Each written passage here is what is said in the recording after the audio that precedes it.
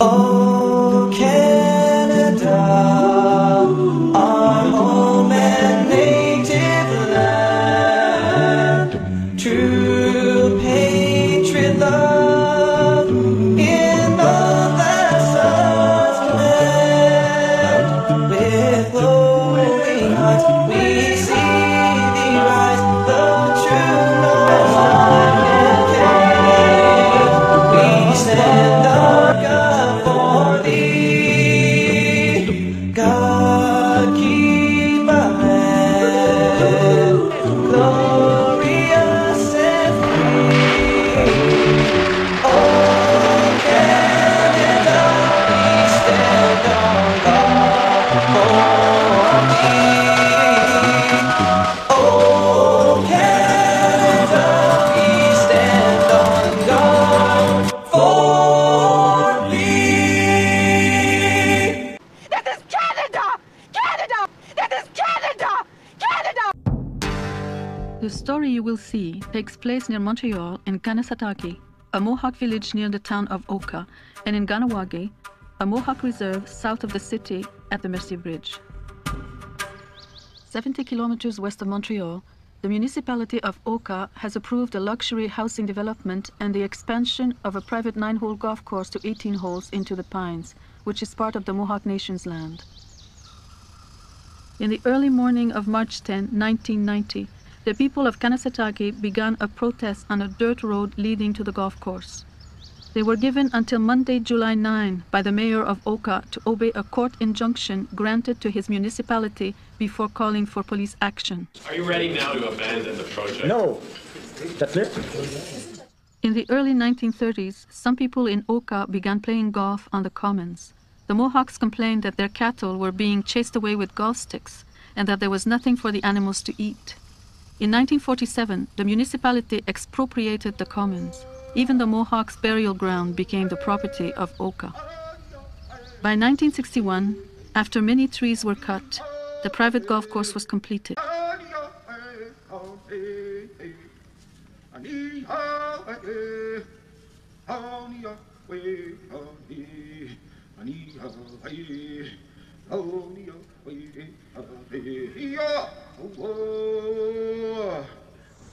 I came up here and I says, so where's the roadblock? They said, it's right here. I said, this is the road we're blocking? This is the road you've been blocking for 3 months? It's a dirt road. I thought it was maybe a highway, you know. Jeez. John Cree, our spiritual leader, had just started burning tobacco and he was giving thanks. And about 5:15, that's when the Tilden trucks rolled in and the SWAT team came out. And there was 3 of us that just looked at each other. And one of the women had said, "Holy shit, they're here." Our instincts kicked in, and we said, the women have to go to the front because it's our obligation to do that, to protect the land, to protect our mother. And I can remember looking at the faces of the SWAT team, and they were all scared. They were like young babies who had never met something so strong, who had never met a spirit. Because we were fighting something without a spirit. There was no thought to it. They were like robots. Now, when they kept advancing, we asked for a chainsaw. We notched the first notch, and we started the second notch here. The wind picked up and made the upper part of the tree sound like it was falling, a cracking sound, like the tree's coming down. They started screaming and taking off, and they started tripping and everything else, running back to the road. But as they were running, they tear gassed us and percussion bombed us. For sure, we weren't moving, no. They can try whatever they want to get us out, but we weren't leaving. The pines are still when the police throw tear gas at the people standing there. Suddenly, the wind comes and the smoke turns towards the police and onto Highway 344. In support of the Kanesatake people, the warriors of Ganawage block all highways leading into their reserve.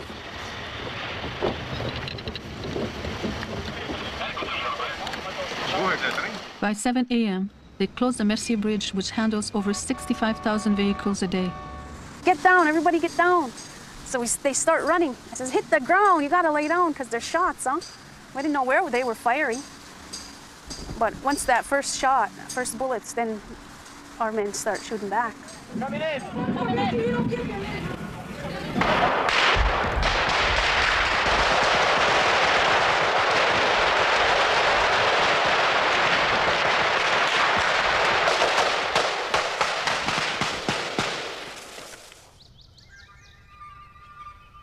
The people in the pines are very sad when they hear that Corporal LeMay has been shot and died, and they know that they will be blamed no matter where the bullet came from. After LeMay was hit, they come in with an ambulance, removed Corporal LeMay, and they all retreated immediately. I believe when the firing started was when they started jumping them shrubs. And any hitting of a tree, any hitting of a shrub or falling would fire it. It could have been by accident on their part. Whoever had the car keys must have took off, and he left the men, their own men. They couldn't run away. I mean, they couldn't drive away. They couldn't drive away because it was all locked. The warriors react immediately. They use a front-end loader abandoned by the Sûreté du Québec to make several barricades, this time on the main highway, the 344.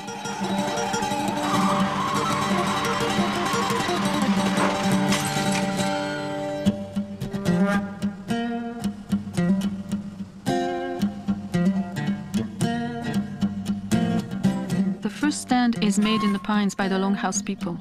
The Mohawks now present a united front in spite of tensions among different factions in Kanesatake. Warriors from other communities come to support their brothers and sisters in the pines. I think we all conducted ourselves in a very honorable way, because we did try to avoid violence, and we knew what they came there for. And we knew that as it progressed, something really bad could happen. We just felt that it was something that you could taste almost in the air. A very tense atmosphere prevails. More than 1,000 police officers arrive in Oka, a village of 1,800 people.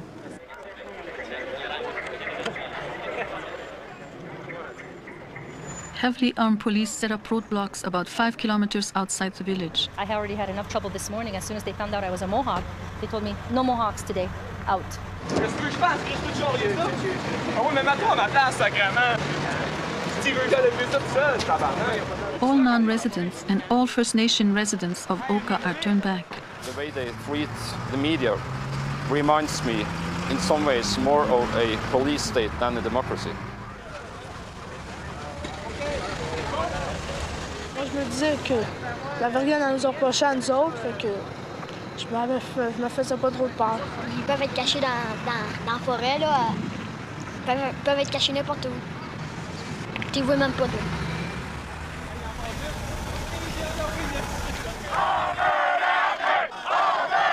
Residents of Châteauguay are furious because the Mercier Bridge is still blocked.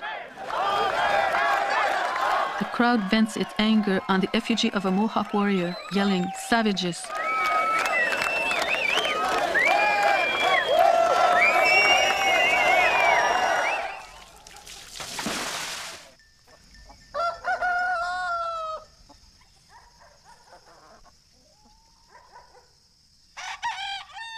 Seven mayors from surrounding municipalities expressed support for Mayor Ouellette's decision to call in the Sûreté du Québec. Si on négocie 75% du territoire de la province de Québec, comment doit-on regarder ce dossier?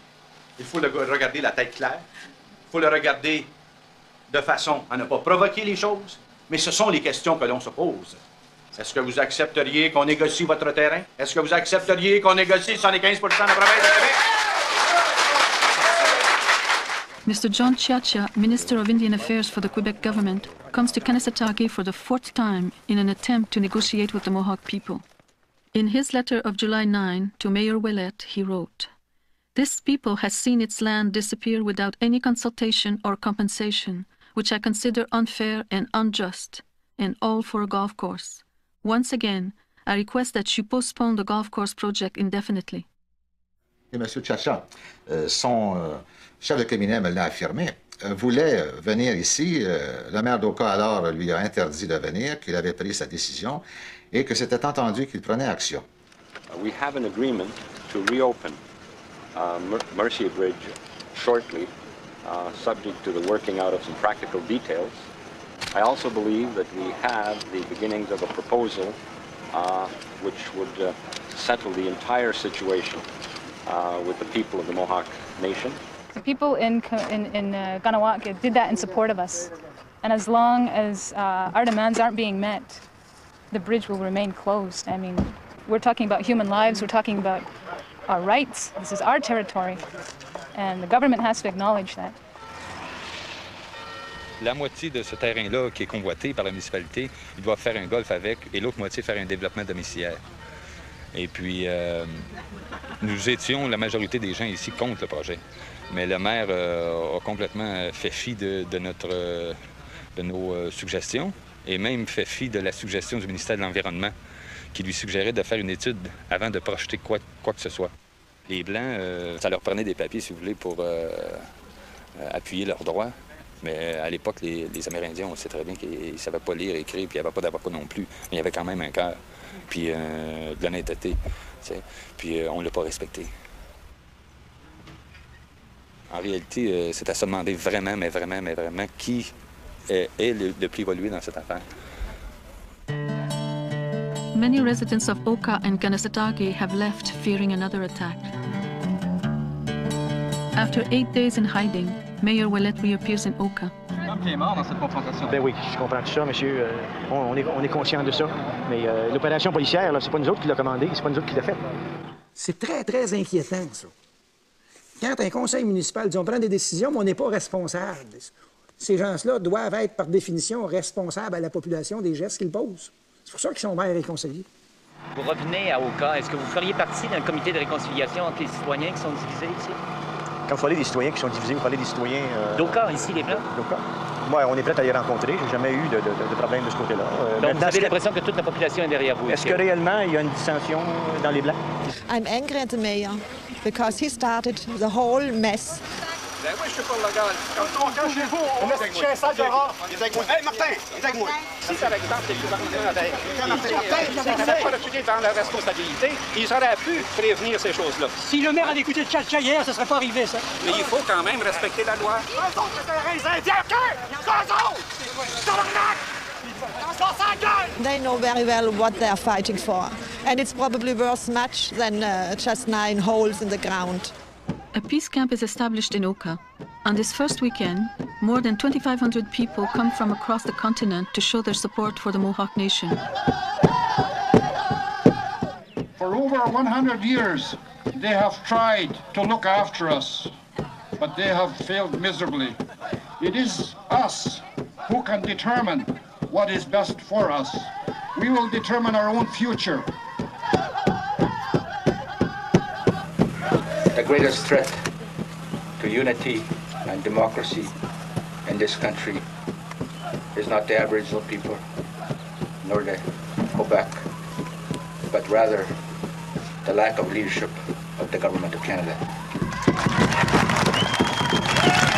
You should wake up and learn that history can teach you many things, but you've got to listen. This is an opportunity for Canada to express whether it can live up to its almighty mandate for human rights that is so well known for throughout the world. Why is it that we live in a country where the police never come to the aid of the Aboriginal people, and yet we see them across this country being utilized by provincial governments to suppress the rights of the Aboriginal people of this country?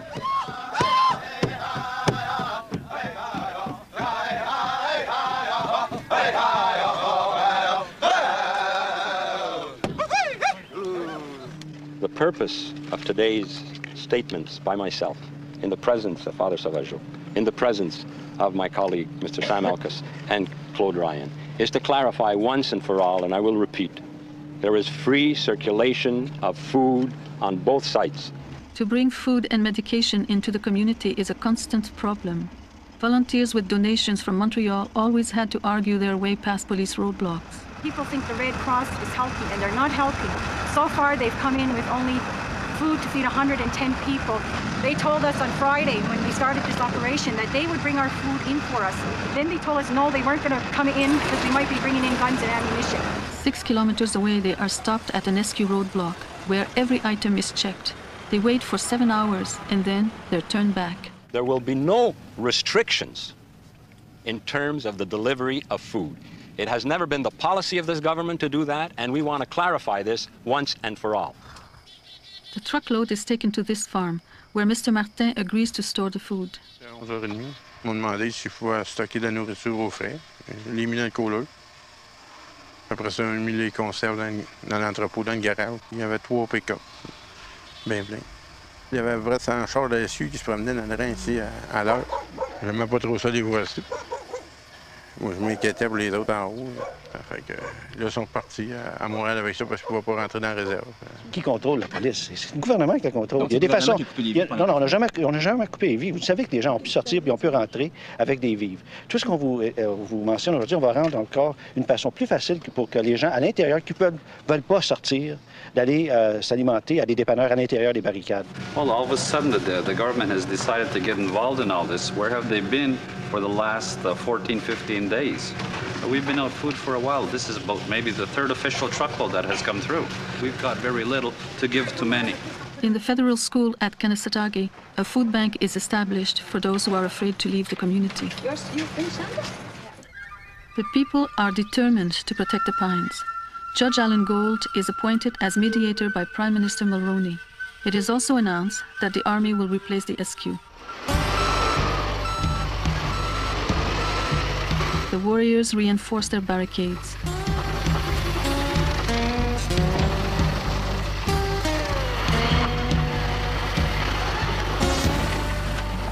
I'm willing to be here right until the end. If something does go down where we get shot up, fine, you know.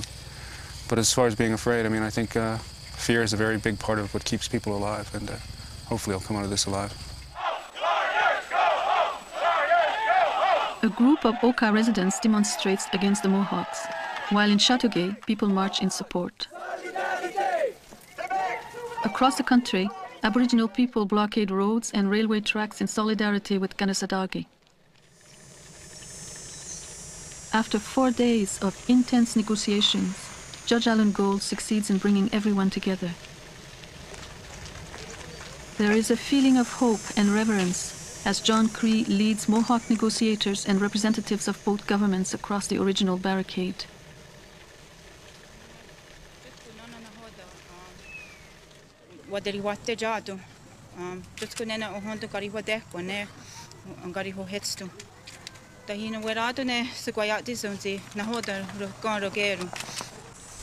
These barricades will come down upon mutual agreement of the terms of disengagement. These barricades are just a physical manifestation of the barricades that have existed between our nations since contact occurred in the Western Hemisphere almost 500 years ago. You got that one? The 3 preconditions to negotiations being signed are: 1. The International Federation of Human Rights will choose 24 representatives to observe the negotiations. 2. Spiritual leaders, clan mothers, advisors, and attorneys will be free to come and go. 3. Kanesatake and Ganawage will have unimpeded access to the basic necessities of life.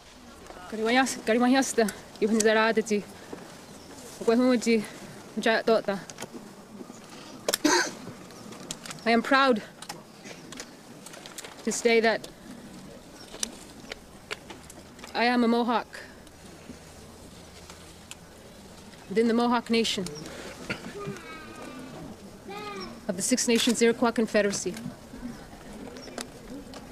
When we started this blockade, something had to come out of it that would progress our cause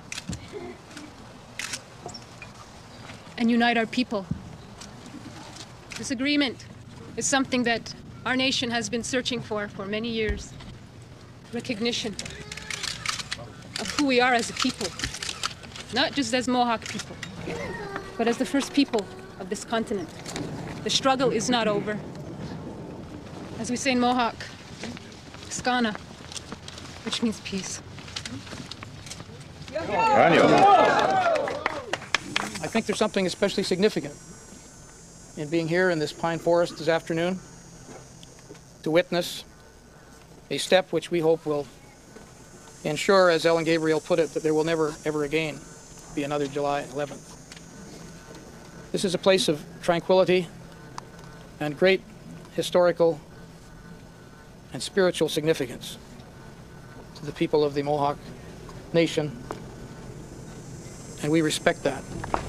We must live side by side with the Native people, with the Mohawk Nation,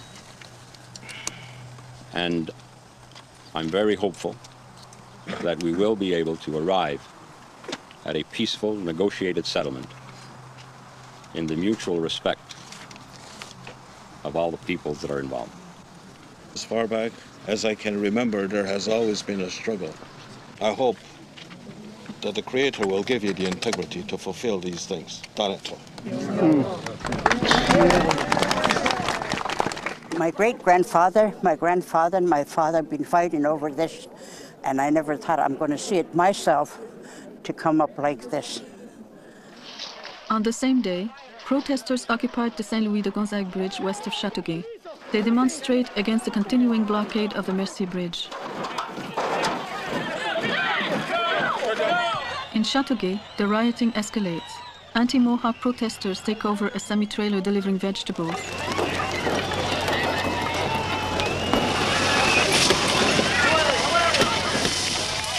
It is estimated that on one night, more than 7,000 people took part in the rioting.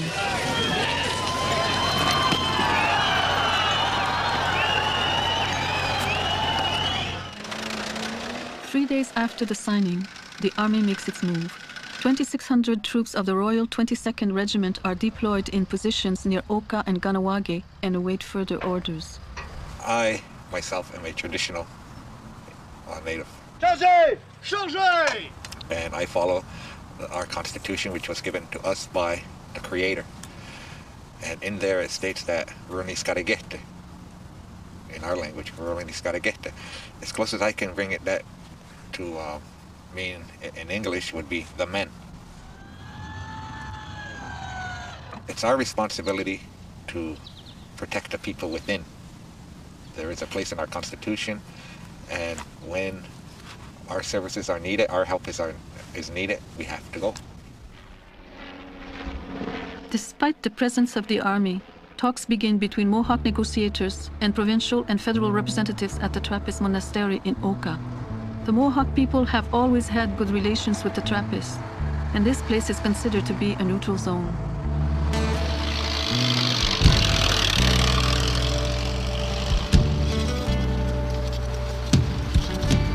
Back in Kanesatake behind the barricades, the warriors get ready as the army takes over the town.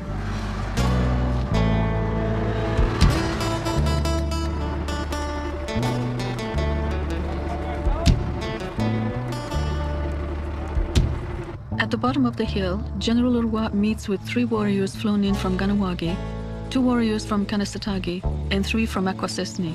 They are given an ultimatum. They have 3 days to open the Mercier Bridge before the army moves in. After the meeting, the 3 warriors are flown back to Ganawage by army helicopter.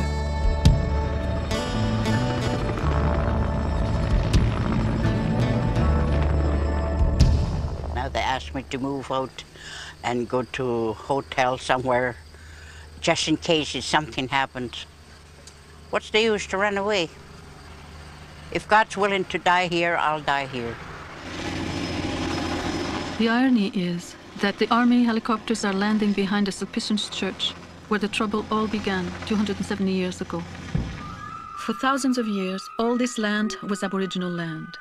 Long before the white man came, the Ganyangehaga, people of the Flint, known as Mohawks, had governed themselves within a confederacy of 5 nations they called Haudenosaunee. The Mohawks were the keepers of the eastern door of the 5 nations territory.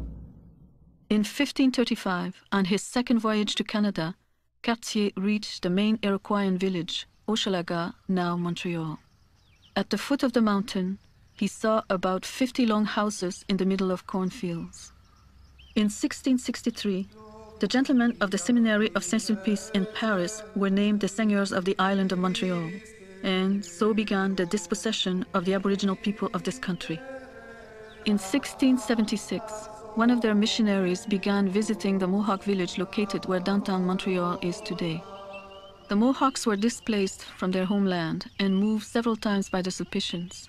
Finally, they were told to move to a settlement on their hunting grounds at the mouth of the Ottawa River or Lake of Two Mountains. The settlement was called Kanesatake.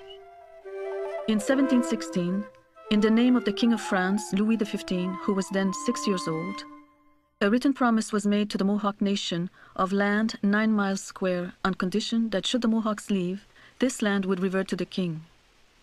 The king also accorded the Sulpicians 1.5 miles by 9 miles next to the Mohawks' land. But the Sulpicians were not happy with this decision. They wanted all the land because it was a well-established meeting place for trading. A year later, they succeeded, with the help of the governor of Montreal and the intendant, to have the entire tract of land granted to themselves. They did not inform the Mohawks of this action. The deed was sent to France for approval. It was pointed out that this move would help in the conversion of these savages, and that in time of war, they would offer protection against incursions by other Iroquois. And so, the Sulpicians became the seigneurs of Lake of Two Mountains, on land that had been the hunting grounds of the Mohawks from time immemorial. Not knowing of this treachery, the Mohawks remained faithful to the Catholic Church and the King of France, and fought on the side of the French against the English. By 1721, the last Mohawk families were persuaded to leave the island of Montreal and move to Kanesatake. Understanding that they would not be asked to move or be molested again, they made a wampum belt as a record of their rights to the land. Just to the west, the Algonquins and the Nipissing people had hunting grounds on both banks of the Ottawa River, and they were also on Lake of Two Mountains. By 1760, the British had taken control of New France.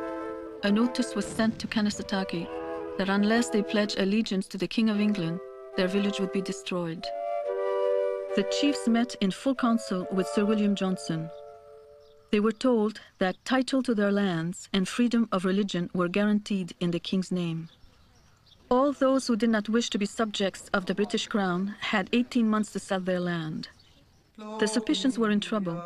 They couldn't sell the land because the Mohawks were still living there. So, 4 months before the deadline, the head of the seminary in Paris transferred title to the land to the seminary in Montreal.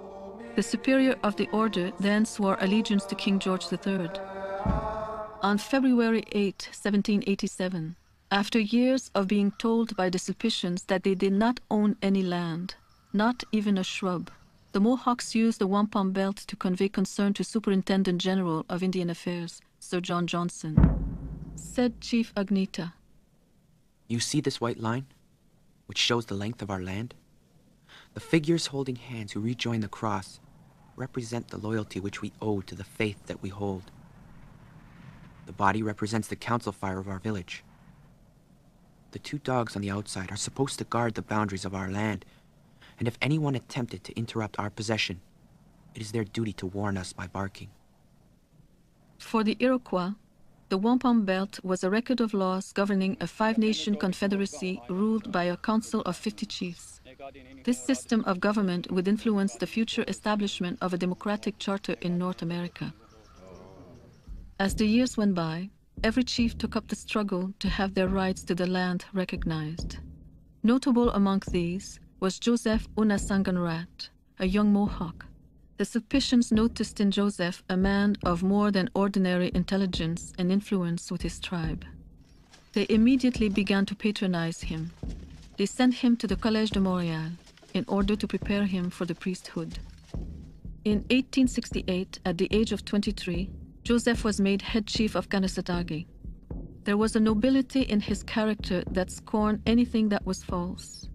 For the first time, the Mohawks had a chief who could read and write the white man's way. As secretary to the Sulpicians, he soon discovered the extent of their false dealings with his nation. Chief Joseph, accompanied by Algonquin and Nipissing chiefs and a group of his people, marched to the Sulpicians' house. He confronted the fathers.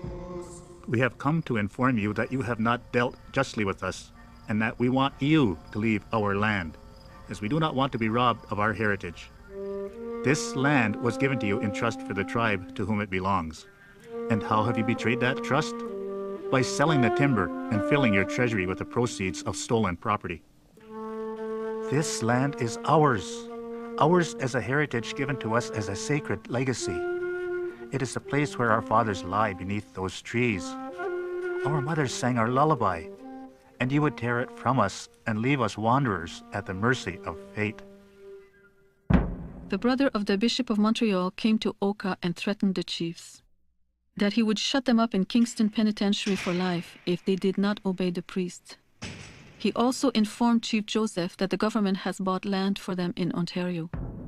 Chief Joseph replied, "We will never go there. We will die on the soil of our fathers, and our bleaching skeletons shall be a witness to nations yet unborn, of Rome's injustice and greed." In response, the priest asked Quebec to send police, who imprisoned Chief Joseph and many of the people of Kanesatake. In July 1990, this sad legacy continues. On St. Germain Road, the bus carrying Mohawk negotiators is intercepted by armed personnel carriers. The army informs them that death threats have been received. The negotiators do not believe them. Their suspicions are confirmed when they see the army advancing.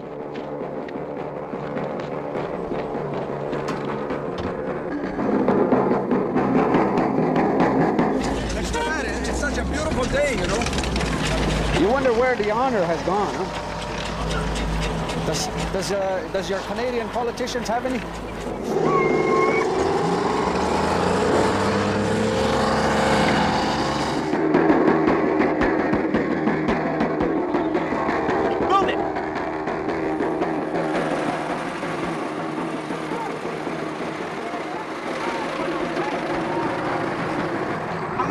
Question. Where are you going from here, then? I will stop there. To our houses. Okay, I will stop there. Us? Can you please stop there? I'm not going to kill anybody, ma'am. Well, stand. Pull back. This is how you call peaceful negotiation? Okay, continue à avancer. Okay, continue à avancer. Nice too gentle, okay? Yeah, nice too gentle. Too. Go on the other side.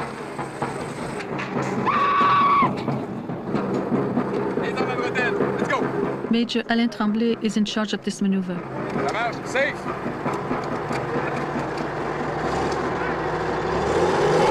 Why aren't our liaisons contacted about every move that's being made? Because that was one of the agreements.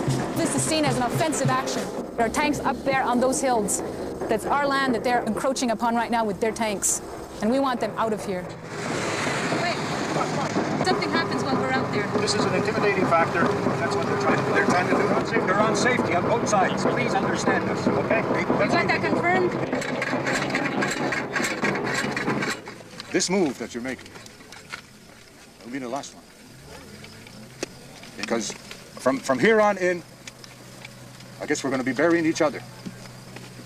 Because we won't move no more. But my mandate, as a soldier, as a military people, called here by our government, is to make sure that we take a position on the ground so we can ensure the security and the safety of everybody around here. So we know we can do that safely without using a weapon. No Canadian military soldier will fire one shot. First. A group of spiritual leaders from Mexico have come to support the Mohawks.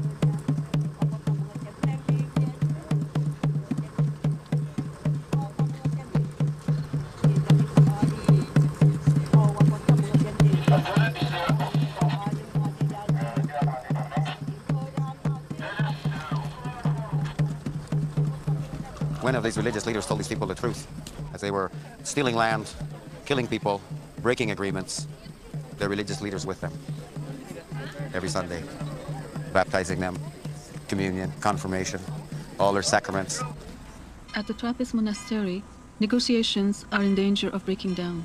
You're ready to go back to the table even if the army doesn't pull back from that checkpoint? We're going to go back to the table and we're going to do what we have to do to come to a peaceful resolve. We're not going to be the ones that's going to walk away from the table. We're not going to be the ones that's going to pull the trigger. It seems that the government wants these talks to fail so that they can have a legitimate excuse to put the army on the Indian people and kill us.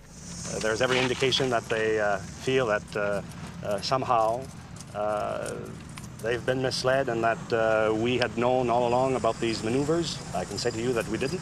The negotiators representing the Canadian and Quebec government pleaded innocent, but then when questioned later, they said, well, we knew that something was going on this morning, but we weren't too sure what. Somebody had asked me, how far are you willing to go? I said 6 feet under. And I think that's what's going to happen. You're going to see a death feast. You're not going to see land claims. And they're proving it. But that's what they want, huh? Shut up keep the Indian nation down where they had them for so many years. If I go to jail, I'm going to walk through those doors in honor. I'm not going in as a junkie. Nothing to be ashamed of. Yeah. And when I come out, I'll teach my children and my grandchildren to fight. No more compassion. I've had it. I was raised as a pacifist. I was raised that if you don't want to have prejudice on you, don't put it out. And we went through a lot, but this has changed me. I've never been violent. I've never thought to hit out, to strike out. But now don't look at me sideways, because I know I'll never bow down to them, because they just step on your hands. If this is civilized, I'd rather stay on this side of the barricade. Are you going to let us look in the truck to see if there's food in there? Let them. No, let I have to wait for my boss. Ça va, Mario? Let them transmit the food. Je vais regarder l'intérieur sans une nourriture. Oui. Beds and things like that. Can I get up there? Oh, yes.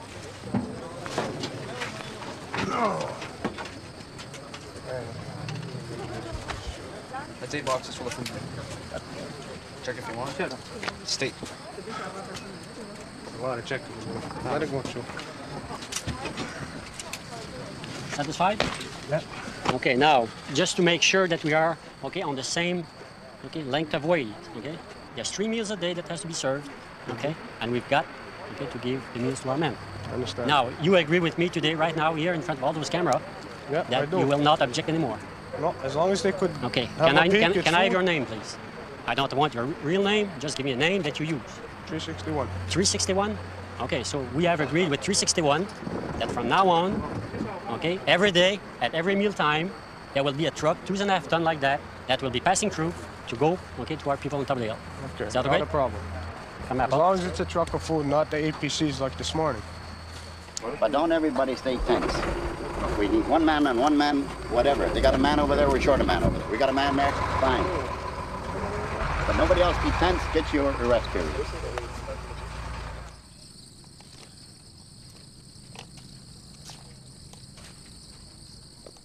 It's like an obstacle course that they've set up. It's harder to go through. The day before yesterday, it wasn't that bad with the army. But now it is, and this is really bad. Mais j'ai l'impression que c'est parce que c'est leur façon de nous faire pâtir. Ça me prend 1h30 pour aller au village. D'habitude, ça me prend 2 minutes. Si c'est pas ici qui tarde, c'est l'autre au village. Puis trouvez-vous qu'ils font attendre plus les Mohawks que les autres? Oui? Ben oui. Regarde au village quand on a sorti. Les Blancs, ils ont sorti comme rien. Là, ici, on va attendre plus longtemps. Ils nous laissent passer quand ça y tente. After 7 days of negotiations, the talks are broken off. The negotiators on the government's side have reached the limit of their mandates and are ill-equipped to carry on the discussions at this time. And we are equally at an impasse on the proposition made by the provincial government in relation to the depositing of arms, which they categorically do not wish to do, and they did not come back with a counter-proposal of how to deal with that issue. The Mohawks called their own press conference for 7 o'clock that evening behind the barricade. 13 out of 15 issues had been agreed upon. There remained the question of sovereignty and potential arrest for the warriors after a disengagement. A feeling of discouragement had to be overcome. Amnesty implies that we did something wrong and we are to be forgiven for it. Our position is that we were defending our nation and our land, and we are not to be blamed for that. We are native people to this land. We're not trying to take your land or anybody else's property. You ask if there's an imminent assault here? Yes, there is. Within a few hundred feet from here, you'll find the armed forces. Yes, they're ready for an assault. We were here to protect our burial grounds and the pines from a 9-hole golf course. You must keep that in mind. Have you forgotten?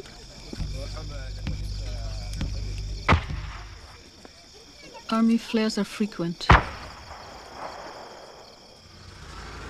On Saint-Germain Road, the army sets up a checkpoint. Only a string of razor wire separates the warriors from the military. Is it possible to get out? Yeah, no problem to get up. Okay. No problem to come in, too. Problem to come in. What problem? Who's going to feed What? the animal? Why? What? Why? Because it's an orders. By whom?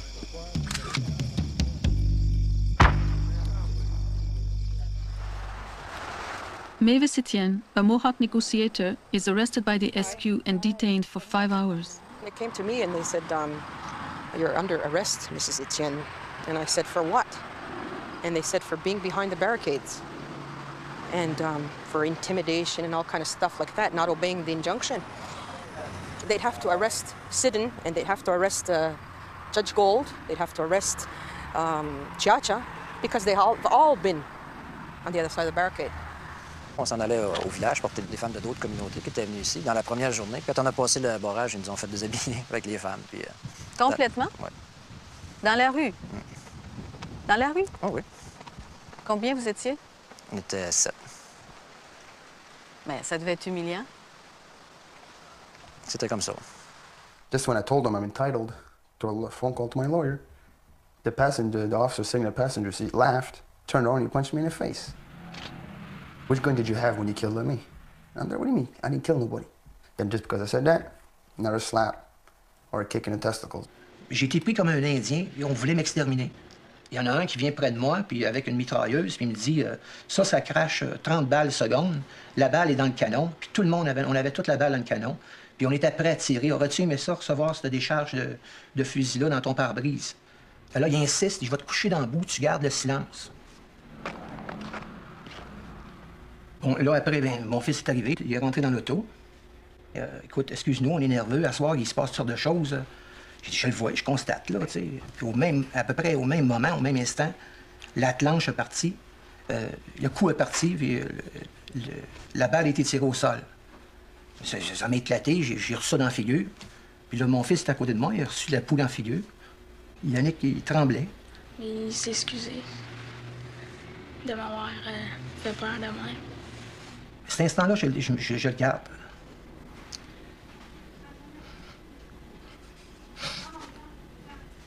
He put the cuffs on my back. He asked me to stand up. And one of the officers asked me if I smoked. I said, oh, I was more than happy to have a cigarette. He lights himself a cigarette, blows his smoke in my face. Just when his cigarette just about out, about an inch long, he puts it out on my belly. He actually put his cigarette out on my stomach, and then he pulls on my pants and he puts it down my pants. And they call us savages, I mean. And finally, I had enough. 2 or 3 hours of getting beaten on. I signed it. An empty sheet. Yeah. The toughest challenge for any government in the Western world, and our world, is to defend democracy against people who do not believe in democracy. We'll really praise Bourassa's government for the way it's been handling the situation in Oka. We are not going to accede to requests from a group of warriors, some of whom are not even Canadian citizens, and whose actions have been, to understate the case, illegal for some considerable period of time. Our troops will confront warriors that have a sizable and effective arsenal. Media coverage of the warriors has shown that they have a large number of modern weapons. Now, Tony Ross, in Gunasataki, there was some question about what kind of armaments the warriors had in there. The Army suggested maybe a mortar, maybe some really tough machine guns. What have the Mohawks said about that? The Mohawks won't confirm or deny what they have. I mean, I can tell you the people standing around me here, I guess I can see some kind of rifles. I've seen something that looks like semi-automatic weapons. I'm not a weapons expert, but mostly rifles and shotguns around here now. But nobody will confirm or deny some of the heavy armaments that the Army's talking about. The Mohawks here are saying maybe the Army's saying they've got all this equipment to justify some sort of show of greater force. Maybe this is the decade that roadblocks are going to be throughout Canada because people are fed up, and the only thing that the governments understand is right here. Fish is dying, the air is dying, the plants are dying, the animals are dying. We're not too far behind them as the Mohawk Nation. A mob attacks a convoy of 75 cars with old people, children, and women from Kahnawake as they leave the reserve fearing an army assault.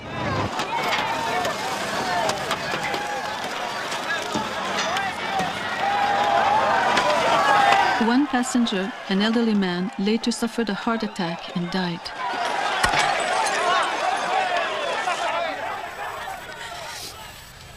This is what they threw at my father. This is what hit him in the chest.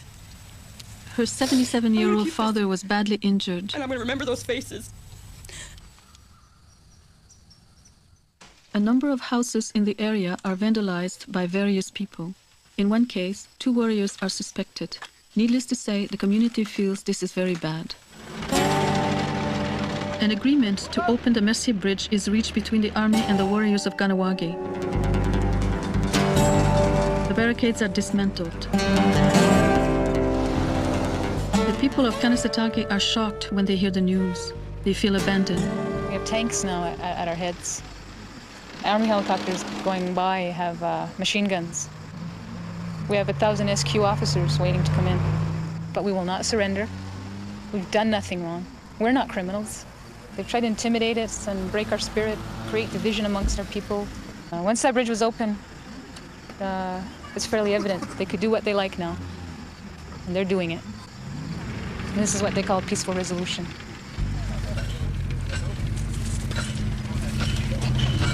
You want me to help you? Oh, I can't. I gotta go.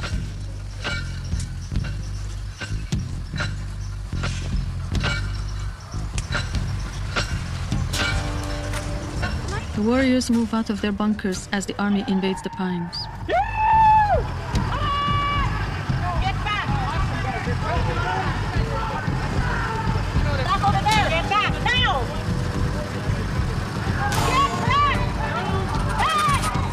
Meanwhile, on the 344, Boldpin, an unarmed warrior in a golf cart, defies the army, while Mad Jap hears from Sector 5.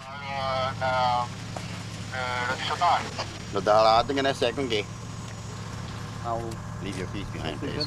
I'm unarmed. You don't have to be armed. Want me to hold? Get your fucking gun down! Come on, you guys!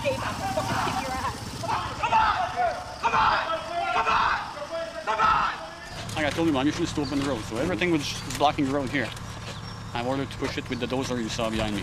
I see. So that's basically the sand pile you have over here, and the 3 police car, former police car, should say. Come on! Shoot! Shoot! You fucker! Get back!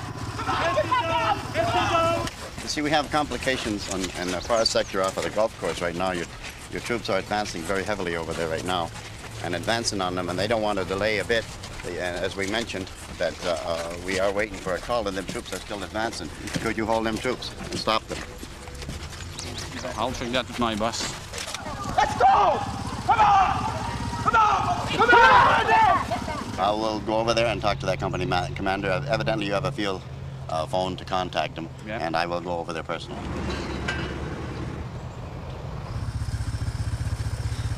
Because the negotiation talks are still on as of yet. Just hold your position right now. They're going to hold theirs. When it gets dark, they want to come out just basically to the clearing here, and they will not advance any further than that. These are not weak, man. These are strong suckers.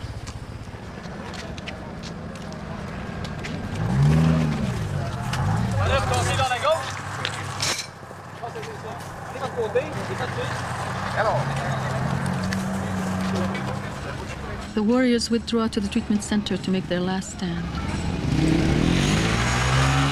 Michael, we've got something here. All journalists are requested to leave the area through the gate over there. Please move now.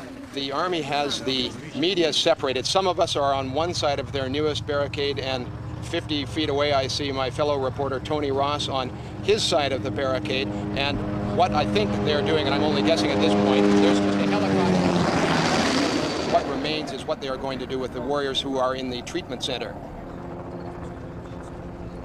Why don't we just do it direct? I mean, is this a rehearsal? At 5:30 p.m., soldiers check the barricade for booby traps. Nothing is found.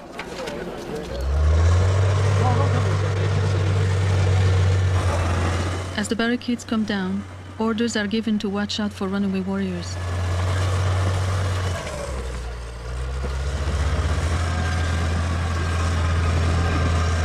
Three traditional leaders arrive to join the people in the treatment center. Process everything right now. Is there any way for a negotiated settlement now, or? I believe there is. There always has been.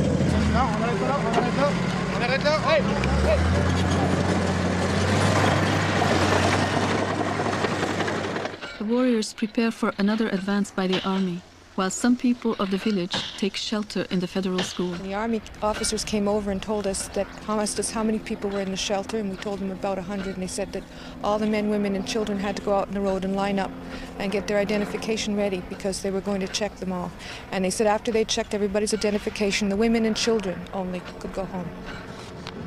So we've asked for all human rights organizations to come and at least have cars ready at the barricades, so when people are arrested and taken, that somebody will follow them so they'll know where they're taking them to. I'm sorry. Linda.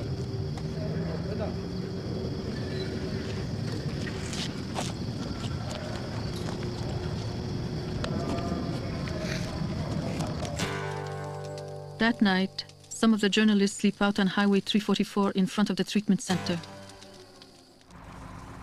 The next morning, the army surrounds the warriors' encampment with razor wire and takes position in the pines.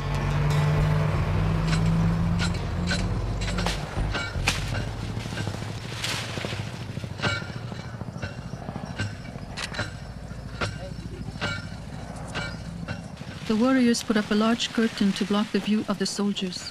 This maneuver proved to be very annoying to the army.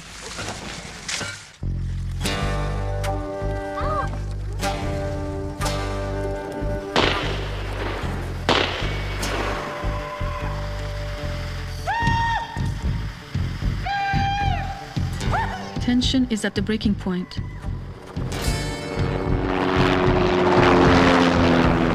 By nightfall, the army harasses the warriors with searchlights. Shadows on the wall. Is this the end?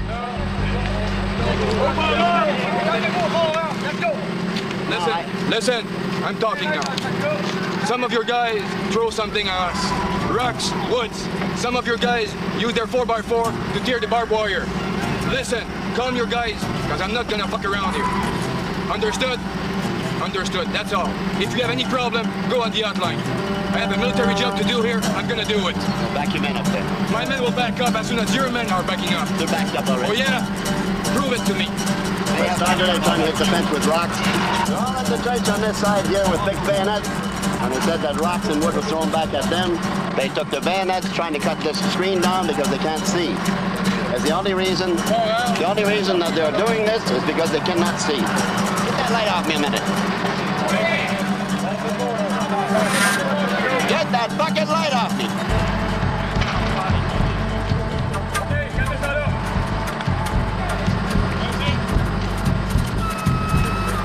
The men are backing up. Our men are backing up? They're backing up, yes, right now. Cannot see it. Well, that's the thing. We cannot see you either. And you come forward right here, and you'll see. Oh yeah, I'm not gonna go on your side. No, it's not. Nobody's gonna do you no harm. I go over there. I'm not scared. You don't have a cause. You should be real proud. They're gonna have your pictures on the papers as cowards. When you write home to mommy, you better tell them you're in Germany. You don't want to tell them here. She's liable to kick your ass when you get home. The army uses a crane to see over the curtain. Tout ce qu'on fait, nous, c'est qu'on veut surveiller. On prend les meilleurs moyens pour surveiller la nuit comme le jour. Vous nous rappeler votre nom, s'il vous plaît? Major Marquis Heinz. M-A-R-Q-U-E-S, Heinz? H-A-I-N-S-E. Merci. A-I-N-S-E. Heinz? Heinz? H-A-I-N-S-E. H-A-I-N-S-E. Heinz. Yes, yeah. Okay. Maybe I No, can... S-E. S-E, that's right. Not E-S, Okay, S-E. A-I-N-S-E.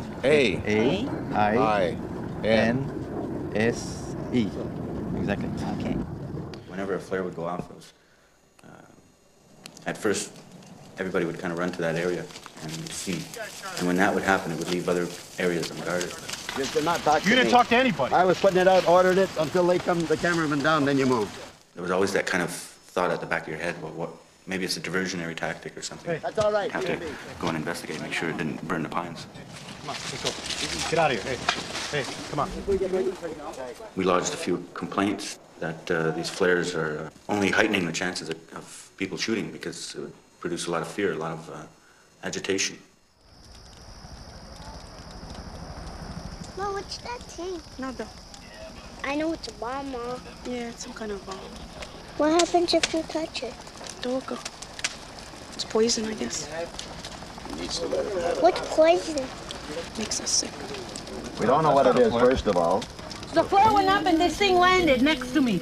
We were sitting here. Look, Bruce was laying there relaxing. And here, and this thing made a big noise in the ground like a big thump. And if it had killed either one of us, I mean, I know everybody in there would be dead.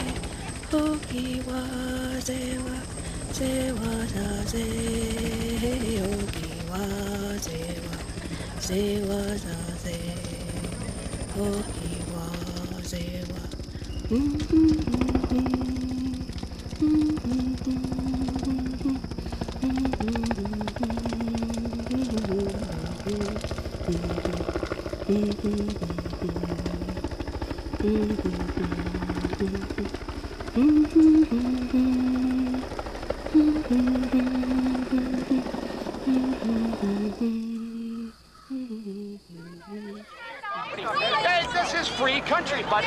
You have your orders. Our constitutional right. You keep your hands away from the camera. We're going to talk what's happening now. These, you just said they're allowed in there because it's nothing. In Ganawagi, the army raids the Longhouse, even though it had promised to stay out of the reserve once the Mercier Bridge was opened. Why not? It's their house. Sir, it's from order from higher. He's welcome. They're welcome in. Sir, it's from order from higher. No reporters, no television crews. Pass the court. They all beat us. We were laying in ditches out there. We were fighting them. They were punching, believe me. They pulled my daughter's shirt right off. He says we're welcome. No, sir. The court has been established, sir. No photography crews, no media crews. Pass the court. Guys, sir, I don't ask questions. I just take orders, sir. The 6 guys jumped me when I tried to stop them from going in the Longhouse. They smashed my face with a butt in the back of the head, on my eye, back of my neck, my hand. It's all cut up.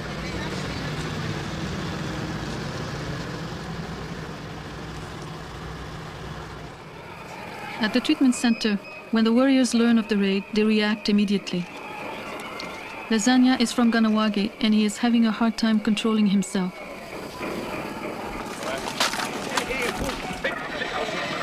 Lorraine Montour, who was almost hit by a falling flare the night before, is enraged.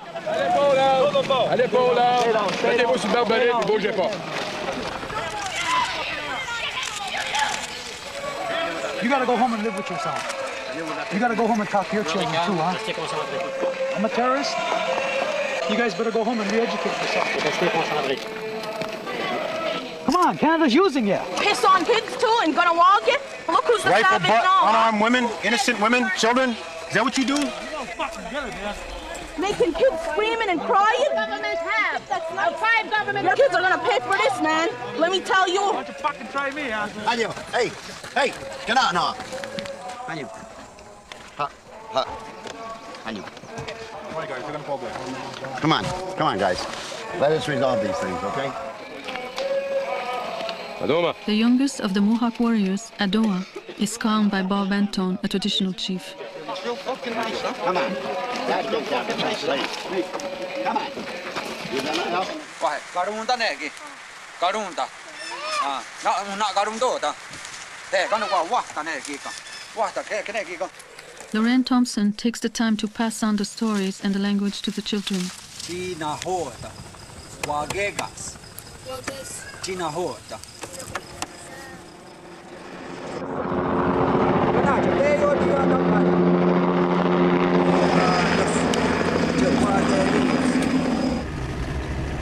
Now that rescue boats are patrolling, the chance of bringing food across the lake is much reduced.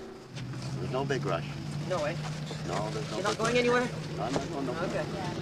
After 4 hours of waiting, every item of food is inspected at 2 different army checkpoints. Margaret Gabriel is allowed in TC to deliver food for the last time.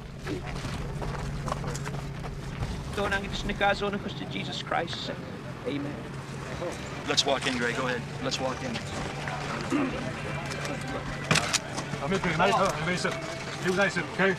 the name of Jesus. In the name of Jesus. I don't believe this. I absolutely. So we're ministers of the gospel. We're concerned about people. Please. There's nothing to gain, and those soldiers will not There's allow something you to gain. There's souls to be gained. There's people to be gained. The sun is going down. The warriors' silence speaks of death. Some of them have made their wills. Another night in TC. It is 4 a.m. Alone in his bunker, after days of guard duty and no sleep, Spudrange dozes off. He is jumped by an army patrol and severely beaten. When I first saw Spudrange, I had a terrific anger that welled up inside of me. He was beaten beyond almost all recognition. His head was about 1.5 times the size of an ordinary head. One eye was fully closed. He had lacerations all over his head. My initial impression was anger. How could they do this to a person? I start yelling and they start beating me with something on the head. About 25 times, there was 3 guys holding me down.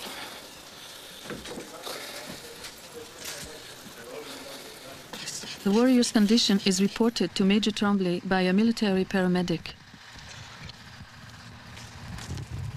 Your guys need to be sent to a trauma center.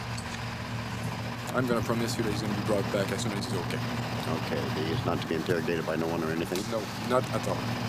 Can I have that right, please? In writing, you cannot do that, and you know that. You're going to have to take my word. His life is more important. To me. That's right. Right. It is the most important thing to me right now. It's the same thing for us. Evidently not. But that's neither here nor there on that right now.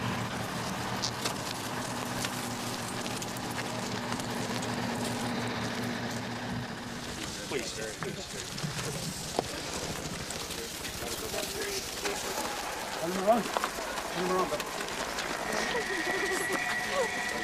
It takes several hours of negotiations before the army allows Dr. Gorman inside TC to treat Spudrange and a civilian ambulance to take him to a hospital.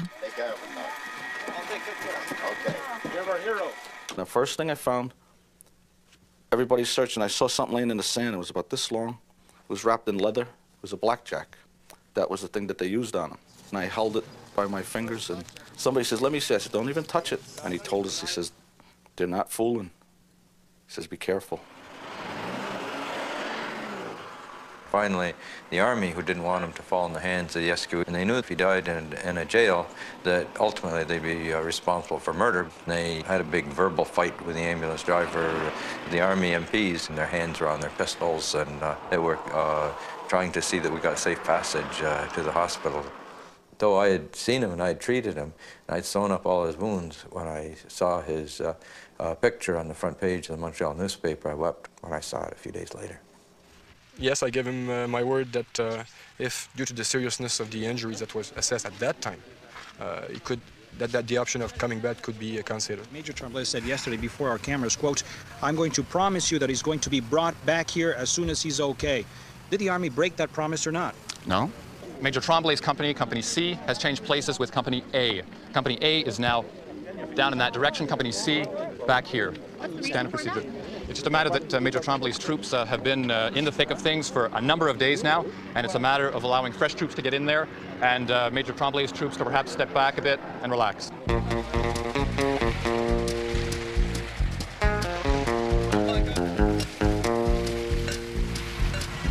But just the idea of putting razor wire in the water, come on guys, get real. I don't think they've really clued into the idea that we're not going anywhere. It's probably a concept that they just can't understand.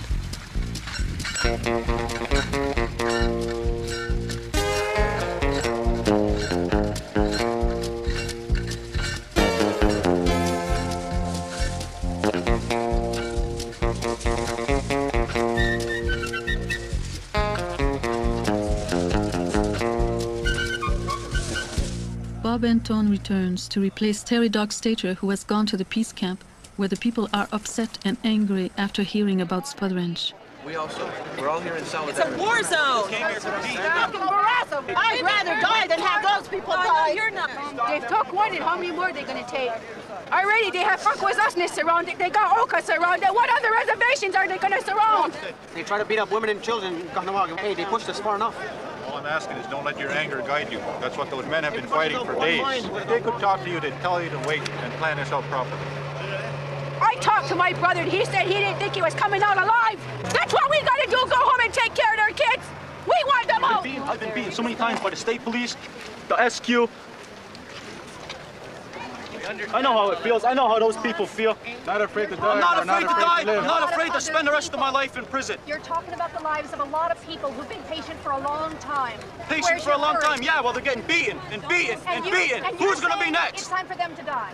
No, I'm saying it's time for us to do something. Well, let's come Are we going to let another one beat up? together. How many times have they kept one promise? That's what They kept one promise. They One do. promise they kept. They promised to take all of our land, and they're doing it.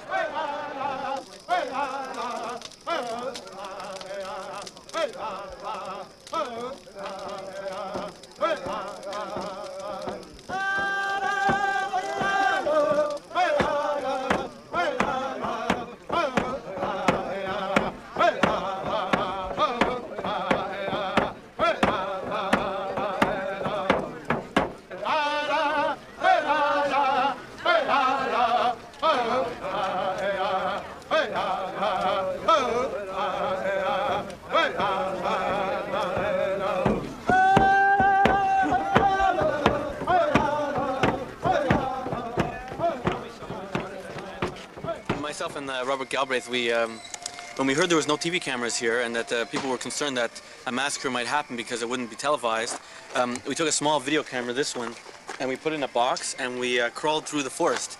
Mostly on our bellies, got covered with insects, and we went past the army in broad daylight. Comment vous expliquez qu'il y a deux journalistes qui ont réussi à pénétrer dans le périmètre? Très bonne question. C'est des gens qui sont très agiles. There's all this psychological stuff about how you can't get through barbed wire. Well, we put a tarpaulin underneath the wire instead of going over it, and we crawled underneath and came through about 7:30. This is last Sunday. Qu'est-ce que vous savez sur les deux journalistes qui ont réussi à franchir vos lignes? C'est vous qui l'avez dit. Moi, en tant qu'on est concerné, il n'y a pas personne qui est passé à travers notre périmètre. À notre avis, c'est des journalistes qui étaient là depuis le début, tout simplement. Le major Tremblay nous l'a confirmé tantôt. Je ne crois pas que le major Tremblay vous ait confirmé que personne n'est passé à l'intérieur. We're your eyes, and they're trying to blind us by getting the press out of here. And I'm not going to leave. I'm not going to be blinded. I want you to see. I want the people to see what's going to happen. I can't understand why the politicians don't realize this, that there's going to be complete anarchy throughout Canada if anybody's hurt here, if anybody's shot, if a gun goes off. That's going to break up the country. That's what it's going to do. It's going to break our country up. And I love Canada, and I love Canadians. It's beautiful up here. It's really nice. Okay, let me. And, the people are really great. And I recommend it to anyone. Even if we're not recognized as a nation, it's brought all Indian nations together this fight. So in a way, our battle is won. Major Tremblay had it put there by one of his men. I questioned him about it. He says he had his men put it there. Just to intimidate me, to make me mad. Doesn't bother me at all. They are soldiers of the Mohawk Nation, and they've conducted themselves well as soldiers and as warriors. And they've been disciplined. They've been real good men out there to hold back and to restrain themselves as much as they had. Even though they've been fired upon in this siege, they've maintained a real strong integrity. Bruce Elijah never seems to rest. He helps take away the anger from the hearts and the minds of the warriors. Day by day, you can see the change in their spirit. A lot of the guys, too, have changed. They're not really trying to keep up that hard exterior anymore. I mean, they're gentle in their own way. You're seeing more than just the warrior. You're seeing somebody who's a human being. It's important that we keep our traditions alive, and it's really important that hold on to our language. This is what makes us strong.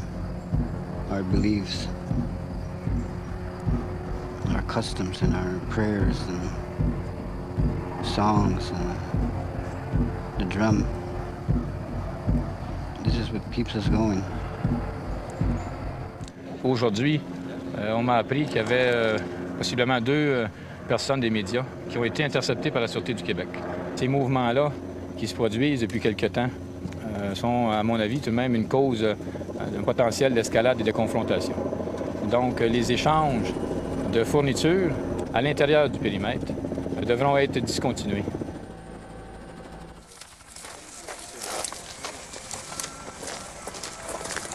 You all set, Ryan? That's cool. Yeah. You're not over here. Sure, hang on, guys. Yep, take care. Free at last, free at last. Hey, y'all take care. Good night. Watch yourself. See you, Ryan. See you, guys. I want coffee. Ryan Remiors, a photographer for Canadian Press, has decided to leave. He is escorted out of TC to be questioned by the SQ at their temporary headquarters in the clubhouse at the golf course. Most of the print journalists have cell phones, so they can file their stories over the phone. The TV and still guys, it's going to be more difficult. But I think at this point, the only reason people are staying is to see what happens at the end and to be there for the final assault or the surrender, or whatever ends up happening.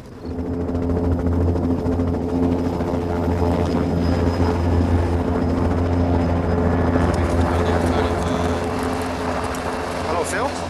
Hi, how are you? Good, good. I guess you've heard the Army's cut off the telephone inside here, eh? Yes. So who knows what's going to happen next, so hopefully it's not our last call for a while. How's the kids? Good, good.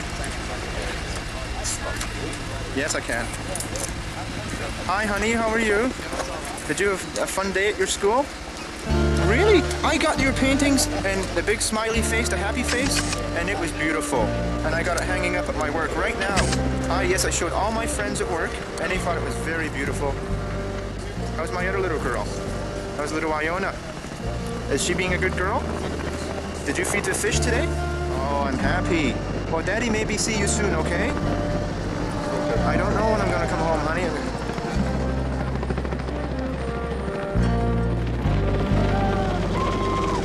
On n'a jamais arrêté l'acheminement de nourriture ou de fourniture médicale depuis le début. Vous avez été témoin, il y a des camions qui sont venus porter la nourriture. Got anything for asthma? I can't come here. I have to work for me to treat you. And if I leave, I can't come back. Okay? You're not going to give me any medicine unless I leave here and you take me away. You the commander, sir? Yes, I am. Can you explain to me how we can be taken into custody when we're not accused of a crime?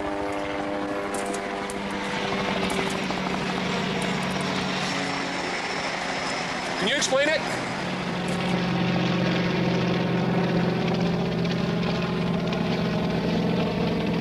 Policy is journalists are confined to stay over there or to leave. This is a confined area. Well, I realize that. Yeah. Now, it's at the point right now where the condition I have, which is a chronic asthmatic bronchial condition, if it worsens, can be life-threatening. And if you don't believe me, call up the Royal Edward Chest Hospital and ask him for my file. My name is Cash. I'm sure you got a file on me that thick by now. You call up the hospital and ask them if I've ever come close to death, and they'll tell you. It's your decision, mister. It's your decision. Yeah, my decision is this. If I want medical treatment, I have to go into custody. No. Am I accused of any crime right now by being here? Because we don't know, because we're not allowed to speak to lawyers either.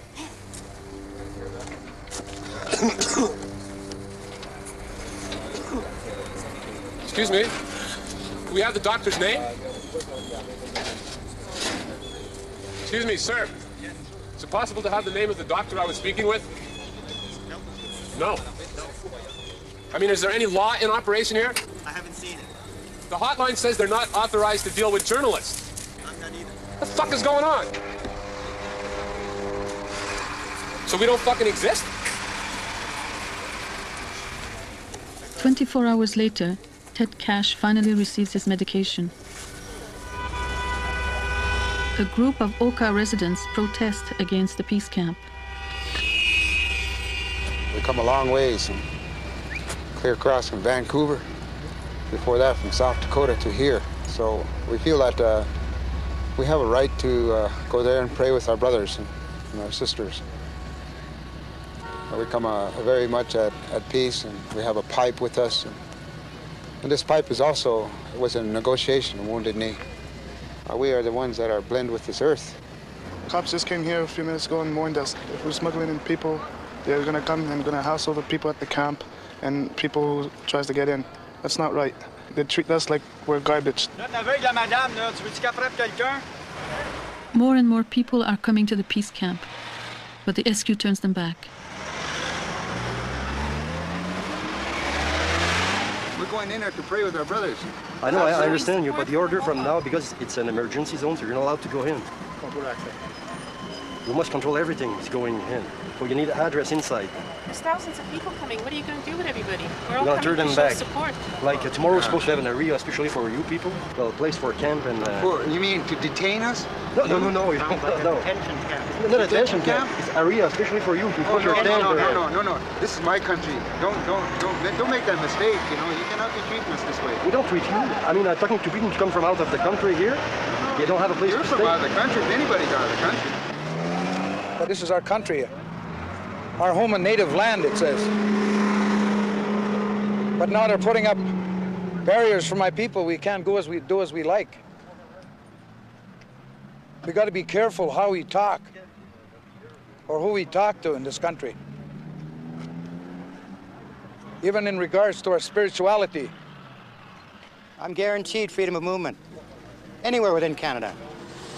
And they say I can't go in there, be with my people. Well, that's ridiculous. This is not Russia. This is not Nazi Germany. This is Canada. You allow your leaders of your country to just call people names rather than go and talk with them, and you're never going to resolve anything, and all you're going to cause is death and misery and destruction.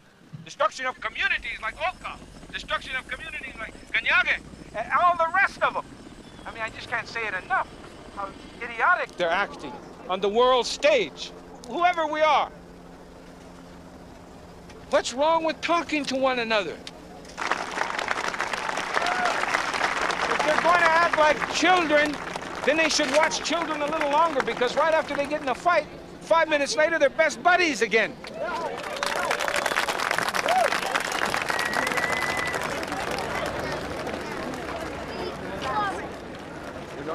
They all got bulletproof vests. The army finally allows journalists to approach the front of the treatment center. There are 12 live journalists here. They got a 50 fucking caliber pointed at their head. Welcome to South America. Help us, help us. It's getting difficult to do our jobs. It's unacceptable. I'll ask you right now, please, to come back over there. There are a dozen people in there who are working hard, trying to tell the story to the whole world of what's going on from that side, okay? The journalists trying to throw their film across the barbed wire to other journalists outside, and the armed forces interfering with that. Those films are now in the hands of the police. Well, that's a pretty horrible thing. They're not allowed to interfere in the human rights here, but they're doing it anyway. How many eggs did they throw at you? Let's say that they did throw more than one egg at us. A dozen, 2 dozen, 6? I don't really know. But you know they threw eggs at you? They threw eggs at us. Your people are throwing eggs at us, so apparently you have too much food. No, that's I don't not understand true. that. That's not true. That is true. That vehicle over there, you see the one with a red A on it? Yeah. Take the next vehicle. 2 eggs landed right next to that vehicle, and they were thrown from the inside of the perimeter. You want to show that to me? You won't be able to see it because that's on the other side. Shells of the eggs. You want to take me over there? I can bring you the shells of the eggs. But you have for breakfast. Well, anyway. You won't be able to use the shells because I don't think you eat. We'll take the camera crew over there. Are you here to pick this up? Because we don't waste no food. They did. I'm sorry, but they did. Oh, you're here to pick this up? You'll bring my penny. Yes, I'm here This to is pick our this up. this is our food list. The food list to me? Yeah. No, I won't send any food list. Why not? Because I'm not sending food list. I'm cleaning this up. I'll bring you the shells. No, we're going to take them over. They want you show us where they hit. We'll take the camera crew so they can see where they hit. No, you can't see it because that's on the other side of the road. Give me the camera, I'll tape it for you. No food left here, unless it's your own men. Unless it's your own men trying to pull some shit. We got a new Colonel Klink. Corporal Klink. Major Klink. Colonel Klink.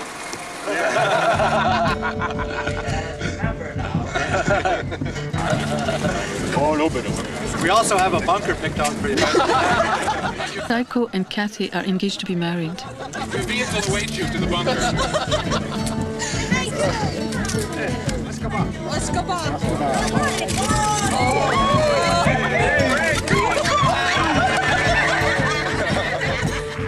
In the journalist's bunker in Oka, they watch as the SQ protected by the army raids the Caquita Island in Ganawagi.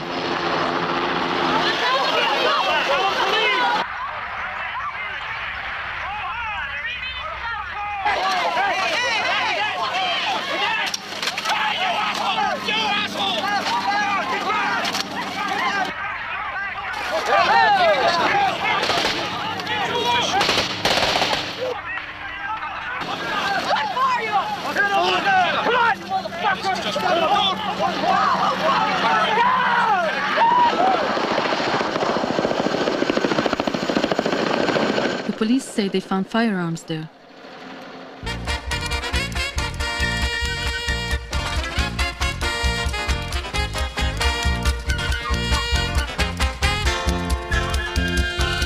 Tell me why you need guys in riot gear and Chinook helicopters to cart away dozens of cases of beer? No. Wait, are you confused and perplexed by it? No. Why are they doing it? The Chinooks and the helicopters were not here for the beer. I'm sure you know that. Thank you. People are leaving the peace camp under pressure from the SQ. No sooner do their buses leave the camp than they are stopped and everyone is questioned. Okay, what's your name? Mabel Maddox Data. What is your date of birth, please? 58? August 8, 1958. And your name? Donc, pas de recours à la force pour les enlever de là? Je pense pas qu'il va avoir besoin d'avoir recours à quelque force que ce soit.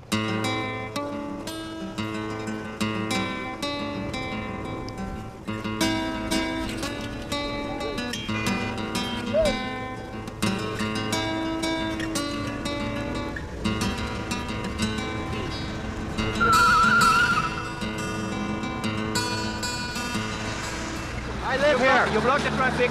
And you block the traffic. I fucking live here. Move your car, please. Get off the fucking road. You work for us. You work for Canadians. Or do you not? Could you move your car, please? Or do you not? I fucking live here. That's the last time I tell you. Move your car. I live here. If you don't move your car, I will be arrested. You are going to arrest me because I live here? Is my life in danger to go to my home? Who do you work for? Canada or somebody else? I don't speak French. I don't have to speak French. Okay? Okay, I'll get in my car. I'm going home, though. I'm going this way, where I live. I will not go. I'm allowed to go anywhere in Canada, anytime. I'm a citizen of this country. I'm a property owner in Oka. I know, I can do what I like. I want to take these people. I have not the authority for say you to go. I ask you, wait a moment in your car for the security at all people. Yeah, but why can't we just leave? Then it'll be secure. Wait a few minutes, okay? A few minutes. How long? I don't know, maybe 15 minutes. Put your car there. Put your car there. You just said a little while ago that as soon as she got down here to say that she was taking her to her You speak too fast for me, I'm sorry. we could go. Could you speak slowly? No. I don't speak English very well. If you don't speak too fast, I don't understand. I'm sorry. I have leased my property to these people.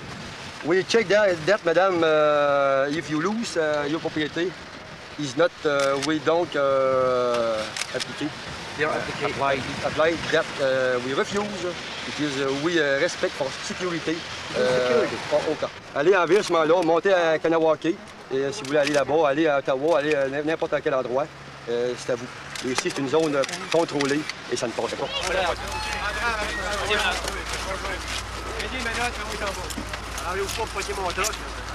No fucking rights? Sure, arrest the man who wants to stand up for people. No, you guys couldn't even answer us. You couldn't even answer us. And then you go and arrest my husband. You stand back and you laugh at us like we're a bunch of goddamn idiots. We're standing up for our rights. I got a daughter in this car. Leave me alone. Listen, I just... My daughter's in the car. Please leave me alone. Madame, That's not right. If you don't, okay, madame. Okay, madame. I'm not that strong. You don't have to twist my arm. Okay, arrest you, okay? And your kid, okay? You, okay? Let me go. Just leave me alone. J'arrête-tu dans le bas, là? Un bas? My child's more safe with me. OK, entrave. Okay, here. Fini. Entrave. Avancez, madame. OK, inside. C'est pas les clés, par exemple, là. Madame, non.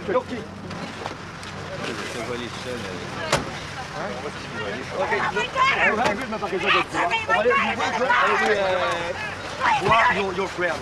He come No, I'm not going to be quiet. We have to go there. You lied to us. We couldn't go there. Now we can't stay here. Now we can't go there. Where can we go? This is Canada! Canada, a free country for everyone!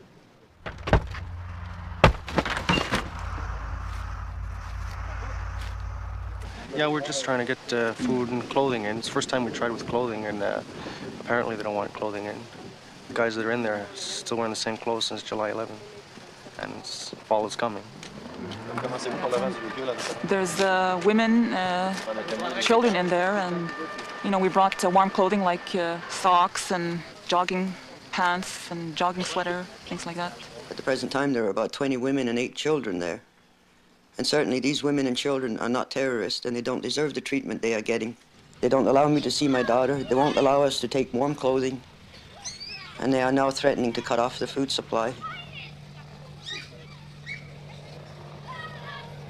Mais des vêtements pour l'hiver, vous leur en avez pas fourni? Tant que je suis concerné, il n'y a pas encore de neige, on n'est pas encore à l'hiver. Il fait froid?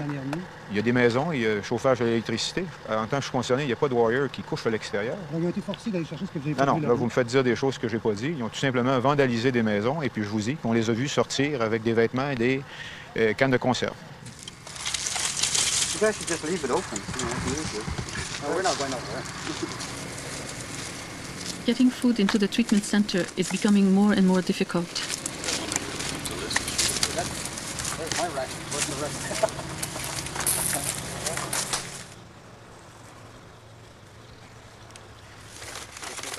Look, the bags have been poked at. Look, they've been stabbed.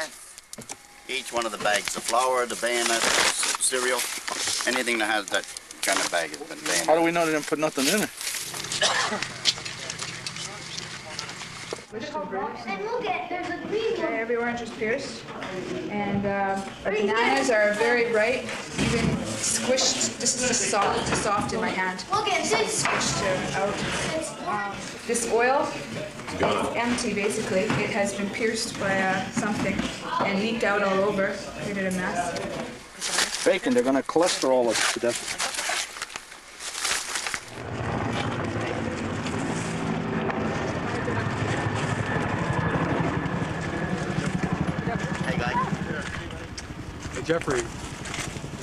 Jeffrey York of the Globe and Mail leaves the treatment center. There's only 2 reporters left for mainstream newspapers. There's no CBC reporters left. There's no broadcast reporters at all. Well, I think the thing that's the most unbelievable is that in a country like Canada, we're allowing the army to tell us what can be published in our newspapers and what can be put on our nightly news. At a press conference, Terry Doug Stater describes the negotiators' final proposal for disengagement. Do you sense that there might be a risk involved here because you're willing to lay down your gun before they... The government has just announced that the army will be replaced by the SQ. The greatest risk right now is that should the army pull out, SQ will move in and not be interested in seeking peace and having peace. They'd be more interested in seeing these men dead. Back in TC, behind the razor wire, the army uses high-pressure water hoses against the warriors.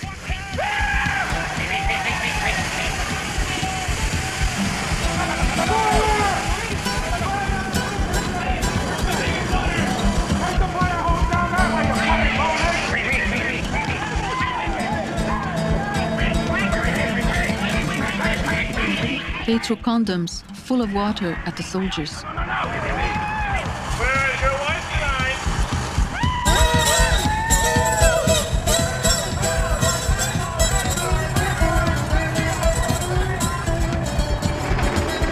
On September 26, after 78 days under siege, the people reach a consensus. They will walk out of TC. For the moment, we have to endure persecution. We have to endure our people being mistreated in the courts, in the jails, being beaten, being bayoneted, for now. But in the long course of history, the face of Canada will be politically, socially, economically, and spiritually changed, back in favor of our people. And who knows how our great-grandchildren are going to rewrite that. And that's totally up to them. But we will at least be able to leave the earth knowing that while we were here, we did all that we could to set in motion for them a better future. And so for me, that's what Kanesatake is about.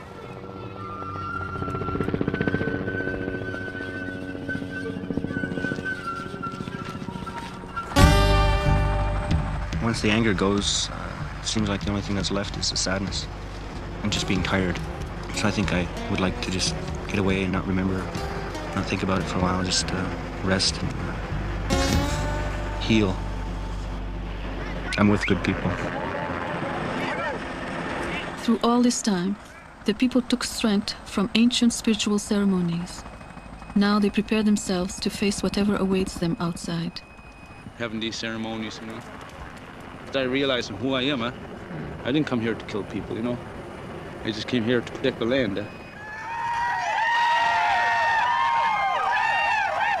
The government is going too far. We only could take so much, you know.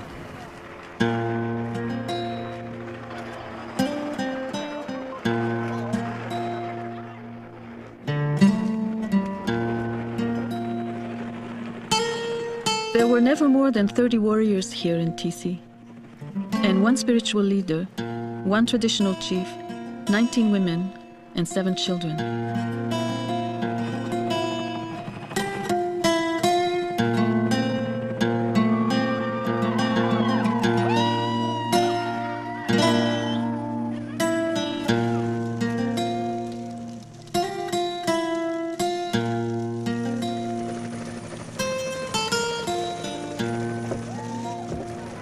We have to think about the future generation, grandchildren, great-grandchildren.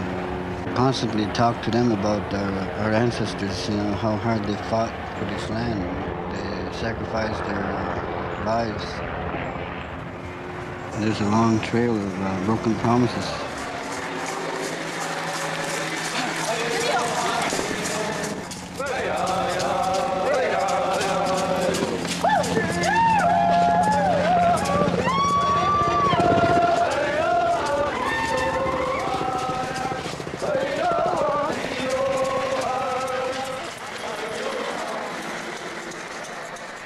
They were prepared for anything.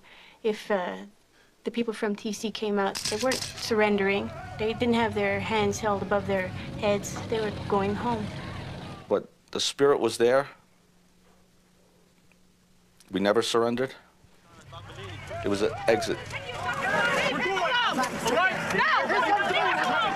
It was like being in a twilight zone.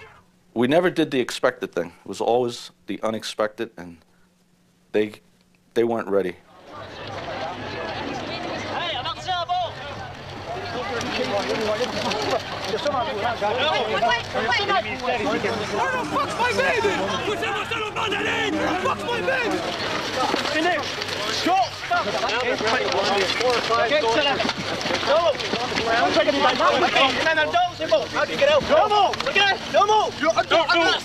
Okay, les journalistes, back off a bit. Back off. Back off. Back off, please.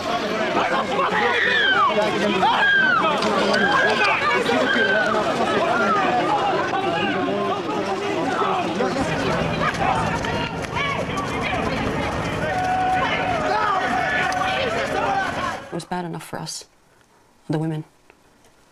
I mean, the men knew they were going to be beat up on. We all took care of each other as best we could. One twisted my arms because he was trying to break my wrist. Another guy came over, he banged my head on a roll.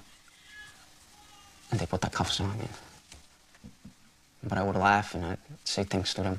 They said, oh, give up, you lost and all. I said, we didn't lose. And they even made more or start struggling more. So they put more guys on, jump on top. And they see the women and kids laying all over the ditches and all that. I saw one man being dragged on the ground on his back, and he was holding on to one of the masks. And another one, he was standing up, and he wasn't doing anything to provoke the soldiers or anything, and they were poking the bayonets at him, and they were pushing him around, and they were hitting him. And he was just protecting the mask. A little boy couldn't get over the wire, and I grabbed him by the collar, and in the confusion, he just got lost with his mom and that, so I had him. She was laying face down on the ground, and they had handcuffed her with the metal handcuffs, and then she had a pack on her back, and she was hurting, so they couldn't get the satchel off her back, so they says, cut it off with a knife. Well, the boy had seen this, and now he was crying. The 14-year-old girl was bayoneted in the chest.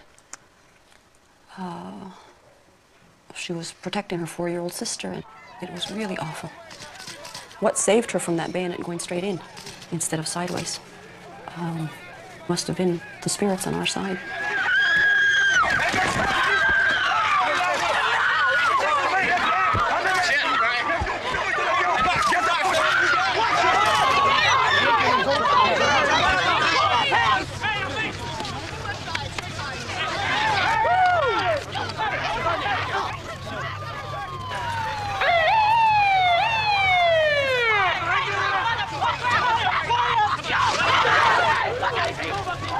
Go!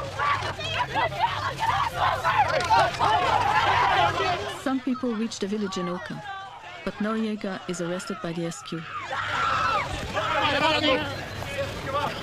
Okay, see. Okay, okay, go, SWAT, go, go! Okay, go,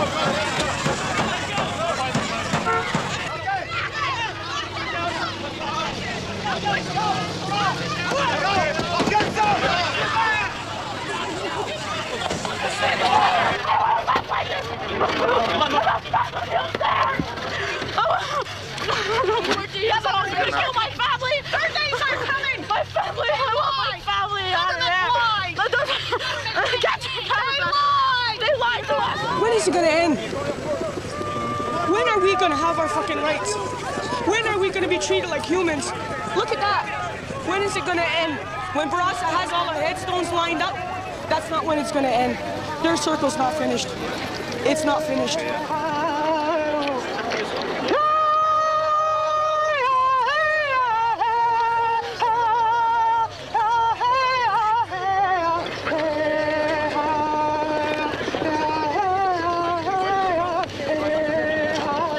They got us leaning against the bus and they started putting the plastic handcuffs on, and then we got inside and somebody had a fingernail clipper, and as they came in we were snipping them off. So we had a whole bunch of these plastic bands, and finally then I threw them out the window. A little while later, all of a sudden the MP passed by, he sees them on the ground. I don't know if he knew where it came from, but everybody had no handcuffs except the ones that had the metal handcuffs. Then we start rocking the bus like crazy. We sang some traditional songs and just to comfort everybody, and we just knew we had to stay strong and not to be afraid. The MP says, if anyone makes a move, shoot him. Just shoot him. Now, if he'd have known nobody had handcuffs on, we could have jumped him, but it was over. It was finished. When they found out that we were family people, they thought we were going to have records as long as our arm. There was families, husbands, wives, children. Who's going to leave their family behind? How it's going to be written in history, if I was a soldier, I'd be ashamed to say I was an Oka or Gunnesadag. Saint-Jérôme. The people are brought to the courthouse for arraignment. We were here first, and we sure the hell ain't gonna leave. Be a day in hell, this is just the beginning. It's not the end. We got children. I hope you guys put your children through this stuff you put us through. These guys jumped on my mother. My mother didn't do nothing. Because they're animals. We ought to stick you on a reservation. And take away your land. We don't ask for anything that's not ours. You came and you took. You took. Hey, guys! Hey! You know where he got beaten up? Did we save any children? If we did, it was worth it. Here. Stay strong! You take one arrow and break it, but when you get a whole bunch, you can't break it. And that's the people sticking together.